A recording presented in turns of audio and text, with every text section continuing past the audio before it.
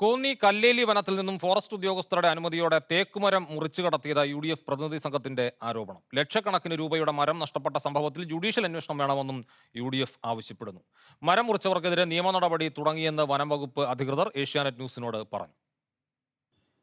പത്തനംതിട്ട ജില്ലയിൽ ഉൾപ്പെട്ട കോന്നി വനമേഖലയിൽ ഉളിയനാട്ട് നിന്നും തേക്കുമരങ്ങൾ മോഷണം പോയി എന്നാണ് UDFന്റെ ആരോപണം. 2020 മാർച്ച് മാസത്തിലാണ് വനം കൊള്ള നടന്നത്. ഫോറസ്റ്റ് ഉദ്യോഗസ്ഥർ കൂടി പങ്കാളികളായ വനം കൊള്ളയിൽ ഉൾപ്പെട്ടവരെ സംരക്ഷിക്കുന്ന നിലപാടാണ് സ്വീകരിക്കുന്നത്.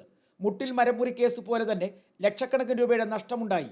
കുറ്റക്കാരെ നിയമത്തിന് മുന്നിൽ എത്തിക്കുന്ന കാര്യത്തിൽ വനം വകുപ്പിന് വീഴ്ച വന്നുവെന്നും UDF സംഘത്തിലുണ്ടായിരുന്ന ബെന്നി ബെഹനാൻ MP ആരോപിച്ചു. റിസർവ് മരങ്ങളും റിസർവ് ഫോറസ്റ്റിൽ നിന്നും മരങ്ങൾ മുറിക്കുക എന്നത് കഴിഞ്ഞ ഒരു വർഷത്തിലേറെയായി നടക്കുന്നു എന്നാണ് ഇവിടെ വന്നപ്പോൾ മനസ്സിലാക്കിയത്. ഇതിൻ്റെ ഉത്തരവാദികൾ ആരാ? ഗവൺമെന്റ് ശ്രദ്ധയിൽപ്പെടുത്തിയിട്ടും എന്തുകൊണ്ട് ഇതിനെക്കുറിച്ച് അന്വേഷിച്ചില്ല? ഉളിയനാട് വനമേഖലയിൽ നിന്നും തേക്കുമരം മുറിച്ച് കടത്തിയ 7 പേരെ പിടികൂടി കേസെടുത്തുവെന്നും ഇവരുടെ പക്കൽ നിന്നും തൊണ്ടി മുതൽ കണ്ടെത്തിയെന്നും വനം വകുപ്പ് ഉദ്യോഗസ്ഥർ അറിയിച്ചു. സംഭവവുമായി ബന്ധമുണ്ടെന്ന് കരുതുന്ന ഒരു റേഞ്ച് ഓഫീസർ ഉൾപ്പെടെ 6 വനം വകുപ്പ് ഉദ്യോഗസ്ഥർക്കെതിരെ നടപടിയെടുത്തതായും വനം വകുപ്പ് അധികൃതർ പറയുന്നു.